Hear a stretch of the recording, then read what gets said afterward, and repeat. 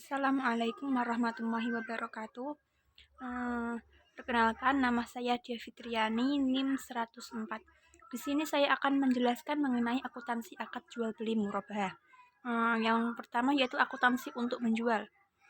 Contohnya pada saat perolehan aset murabahah diakui sebagai persediaan sebesar biaya perolehan. Jurnalnya yaitu debit aset murabahah, kredit kas. Jika terjadi penurunan nilai untuk murabahah pesanan mengikat, maka jurnalnya yaitu debit beban penurunan nilai, kreditnya yaitu aset murabahah.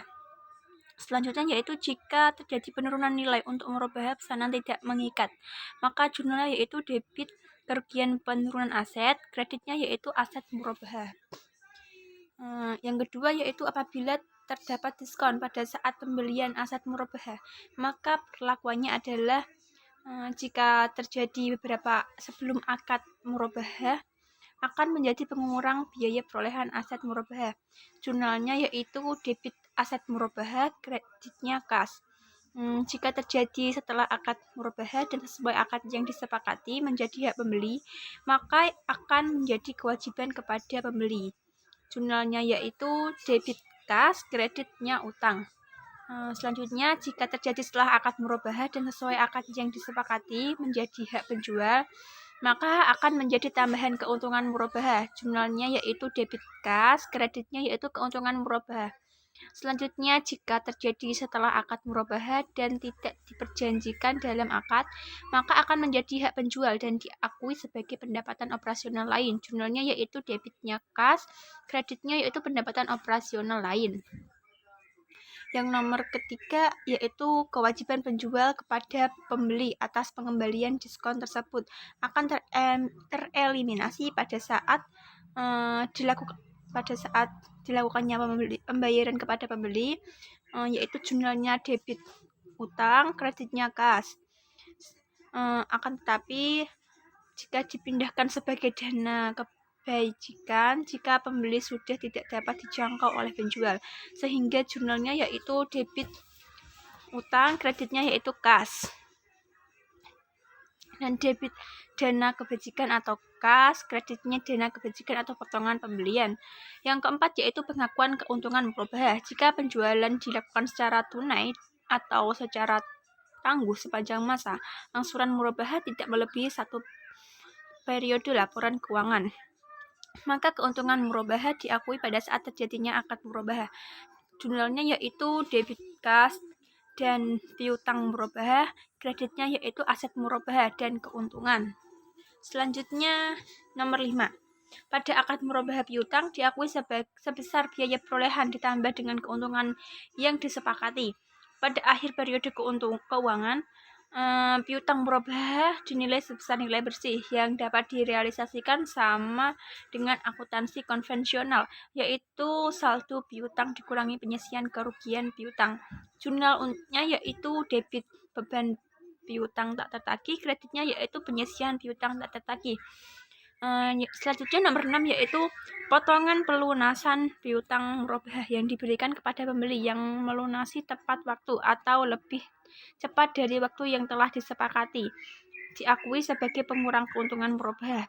Jika potongan diberikan pada saat pelunasan, maka dianggap sebagai pengurang keuntungan murabahah. Jurnalnya yaitu debit kas dan keuntungan yang ditangguhkan, kreditnya yaitu piutang murabahah dan keuntungan murabahah.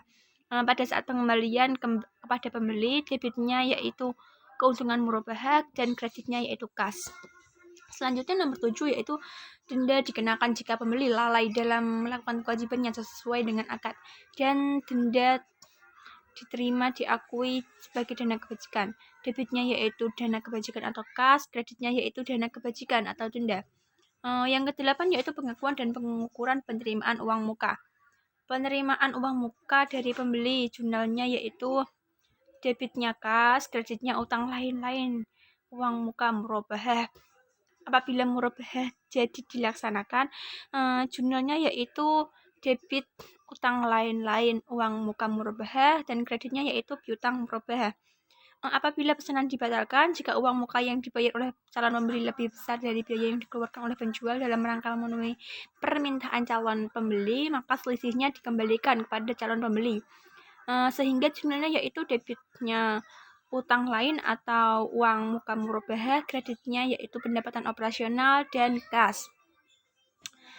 Selanjutnya nomor 9, penyajian. Piutang murabahah disajikan sebesar nilai bersih yang dapat direalisasikan, yaitu saldo piutang murabahah dikurangi penyisian kerugian piutang. Keuntungan murabahah tangguhan disajikan sebagai pengurang atau kontra akon piutang murabahah.